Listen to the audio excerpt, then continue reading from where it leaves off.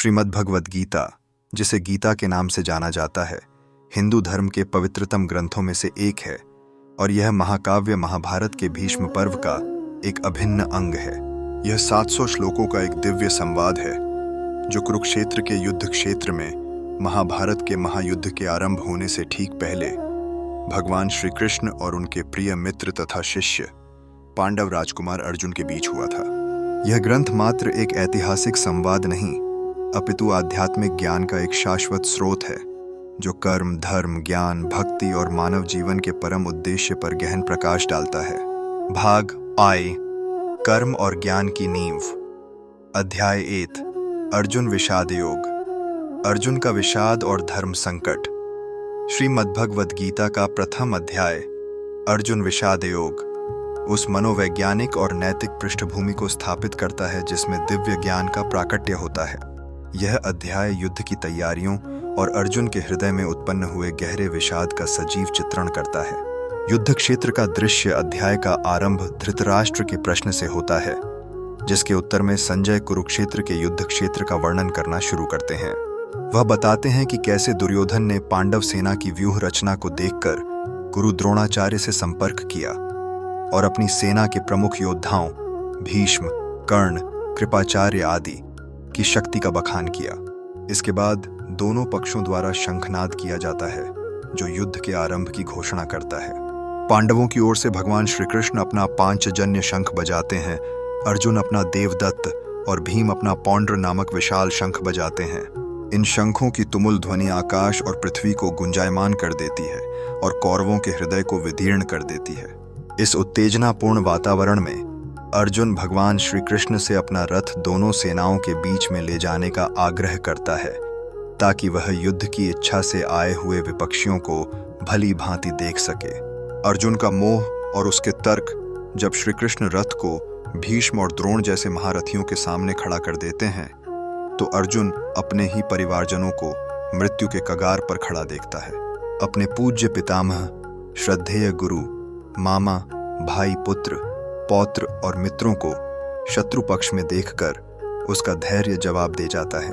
उसका शरीर कांपने लगता है, रोएं खड़े हो जाते हैं और उसका विश्वविख्यात गांडीव धनुष उसके हाथ से सरकने लगता है। वह कहता है, हे कृष्ण, युद्ध की इच्छा से यहाँ अपने ही वंशजों को देखकर मेरे अंग शिथिल हो रहे हैं और मेरा मुंह सूख रहा है। अर्जुन का यह विषाद केवल भावुकता नहीं था, बल्कि वह अपने तर्कों को एक नैतिक और सामाजिक ढांचे में प्रस्तुत करता है। उसके प्रमुख तर्क इस प्रकार थे। स्वजनों के वध का पाप। वह कहता है कि अपने ही गुरुजनों और संबंधियों का वध करके विजय प्राप्त करने में उसे कोई अच्छाई नहीं दिखाई देती। ऐसे राज्य या सुख का क्या लाभ जो अपने ही लोगों के रक्त से सना हो। कुल का नाश और अधर्म का प्रसार। अर्जुन भविष्यवाणी करता है कि युद्ध से कुल का नाश होगा। जब कुल का नाश होता है तो सनातन कुल धर्म नष्ट हो जाते हैं। धर्म के नष्ट होने पर संपूर्ण कुल में पाप और अधर्म बहुत बढ़ जाता है। पारिवारिक परंपराओं का विनाश। वह आगे तर्क देता है कि कुल में अधर्म के बढ़ने से कुल की स्त्रियां दूषित हो जाती हैं, जिससे वर्ण संकर, अवांछित संतान उत्पन्न होती है। यह वर्ण संकरता कुलघातियों को और कुल को नरक में ले जाने वाली होती है।